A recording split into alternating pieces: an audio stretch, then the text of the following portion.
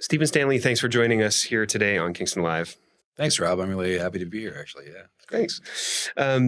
Stephen, you're not from Kingston originally. And I don't even know if you're from Toronto originally, are you? I am from Toronto originally. I was born in Thorncliffe Park, grew up in the east end of Toronto, and stayed there for most of the time I lived there.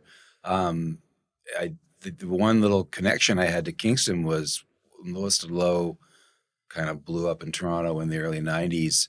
The first thing we did out of town was a 4-week residency at the Toucan.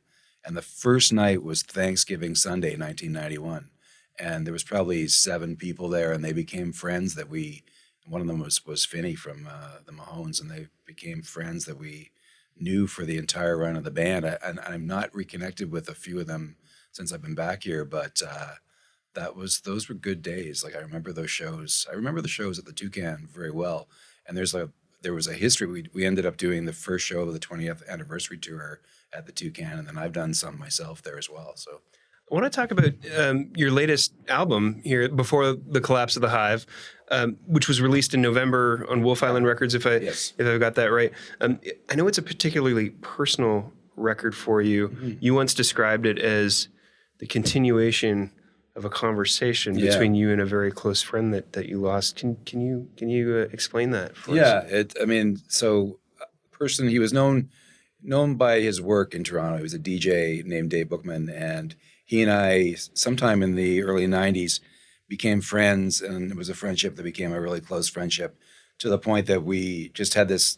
Dave wasn't much for going out, and in fact, about 6 days before he passed away, we went to a Jeff Tweedy concert together, and I'm so glad we had that opportunity, knowing what happened afterwards. But we would talk every day, whether by phone or by text, and he just meant a ton to me. And he was like, I think everybody needs that kind of friend that is like your sounding board, is there a little bit of a guiding voice, is somebody that when you put something past them, when they'll say, they're not afraid to say, that sounds like a really dumb idea. I miss that.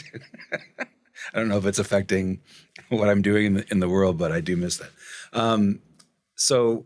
We just had this long-standing friendship, and I think the idea of a conversation ending that I thought wouldn't end, I think that really informed the topics on this album. It was a lot of stuff that we talked about, whether it was sort of politically driven or personally driven. There was a lot of things that he and I had as part of our constant conversation, and so this was a bit of a way to keep that going somehow. Mm-hmm. I'm actually right now working on a show that's going to happen at CMW on June 6th, the Garrison in Toronto.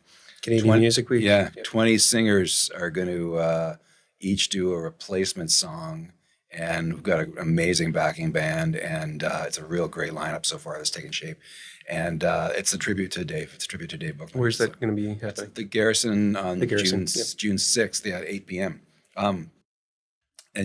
So far, like a real nice, we've got Piner, Clayaway Brackenbury from Kingston's coming down. Georgia Harmer's doing it. We thought July Talk was going to do it, but it sounds like they're going to be out of town. Boy, I should have brought the list because it's a really good list. Julian Taylor's doing it. Well, eventually it'll be announced that there's a whole list of 20 singers. I think Graven's going to do it, which is cool. And you've heard it here first. You heard it here first, yeah. So that's really exciting to do something honoring Dave. And I'm putting this together with Elliot Lefko, who's a kind of a well-known promoter in Canada. Mm-hmm. And he said, well, it's just a way of like keeping his memory alive, which I think is so nice. And I think he's one of those rare people that maybe it doesn't need that much work, but I'm happy to do the work. I think Dave wouldn't have even understood the impact his life had. It was amazing seeing the outpouring that went on for ages after he passed away. Hey, I knew him quite casually, not to the level that you did, but his loss felt so huge to me. And I wanted to ask you, why do you feel he was just so beloved by so many people? I think from a public facing point of view is because he was like as real as you, like he really did. There was nothing phony about him. I can't express that enough. He loved music.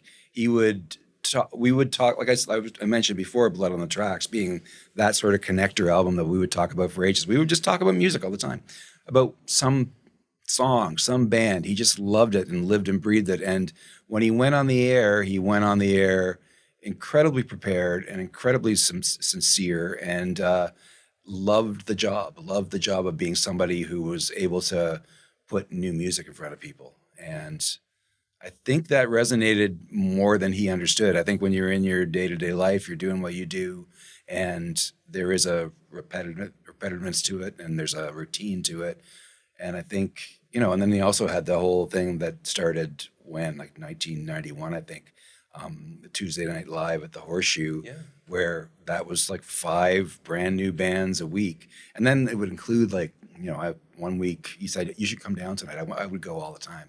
He said, you should really come down tonight. And it was like Tom York from Radiohead played. And I missed the Foo Fighters. The Foo Fighters played one time. But he knew them all. Like, I remember one time going to Roadside Attraction with him for a day up at Molson Park. It's the Tragically Hips tour. The Tragically Hips tour, yeah. And it was the year that they had Wilco and Sheryl Crow and Ron Sexsmith. And hanging out with Dave was like, I'm like accepted as friends with all these bands. Like, I'm standing there talking to Jeff Tweedy, and like he's talking to me like we're buddies because of Dave's connection, because he was so good at interviewing people, because he would make you feel like, well, no, he didn't make you feel it. He was so curious to know what it was about that made your music tick.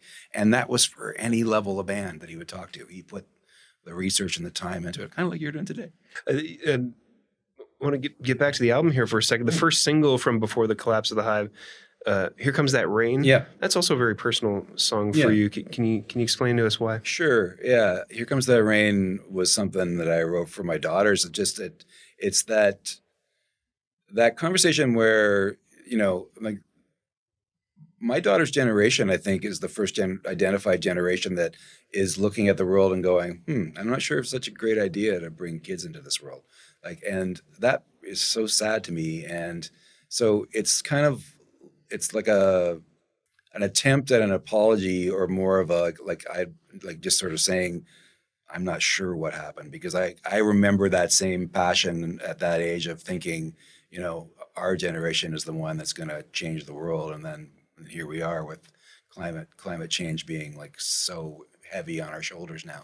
So it's just basically taking a look at that and sort of saying, yeah, I understand that you should have misgivings about what our generation has frittered away, but I think there's still a chance for your generation to do something. Yeah, without being didactic, I guess. I try not to be too preachy in music, but I think that's something that those conversations with both of my daughters were hard, because you can't honestly say to them, oh no, everything's going to be fine, because there's so many indications that maybe it isn't going to be. So, speaking of the band, the Stephen Stanley Band is more than just Stephen Stanley. Can you tell us about your bandmates real quick? So the main band, I'm going to say main band because I've got a sort of a group of people that I play with out here as well, and sometimes it doesn't make sense to bring the band from Toronto. But Chris Bennett is the guitar player. He's played with me now for probably 16 years. And is a wonderful player, a wonderful guy, and a really great musician. So he'll travel more. He's coming out to the May 4th show at at Blue Martini for Homegrown Live, which I'm very excited about. And Cam Pysiak's our drummer in Toronto, and a guy named Chris Rellinger is our bass player. And they've been the band on both the records, and I can do as many shows as I can with them. Find their handsome faces on the back of the album here. We do as much as we can together. It's not a business right now that's conducive to doing every show with a band, and I've kind of taken it where I do a lot of duo shows with Chris Bennett. I do a lot of solo shows just by myself, which I love as well.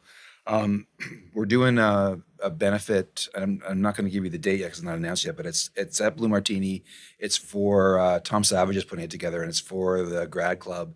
And Chris Brown and I are doing a whole sort of reworking of probably like 6 of each of our songs with the 2 of us and 2 drummers. Cool. So that's going to be fun. So I love that kind of stuff. I love the idea that you can kind of reinvent and not. I don't feel. So let me say this.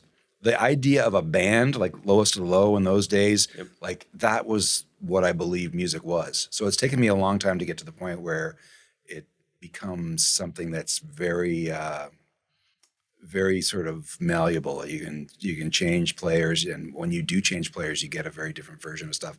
And I'm really loving that now. So, yeah. Stephen, where can our viewers find and follow you and the band online? Sure. I think StephenStanleyBand.com is our website, and then we're on all the streaming platforms still. And where can our viewers catch the Stephen Stanley Band live around the Kingston area in the coming weeks and months? Right. So we're at the Homegrown Festival on May 4th. I think our set is at 10:30, and it's at Blue Martini. And I met two of the people from a band called the Sugar Pills who are on after us. I think they've got the last slot. Yeah, there are two bands after us, so I'm looking forward to seeing them.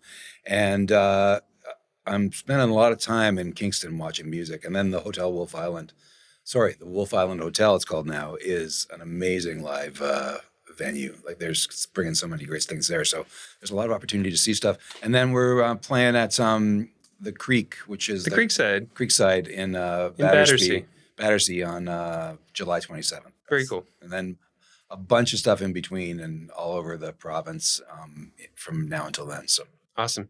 You always find local shows, performances with Stephen Stanley Band. Check out kingstonlive.ca. Stephen, thanks so much for being our guest today. Thanks, Rob. This has been a blast. Sorry I talk so much. No, that's all right. That's what this is about.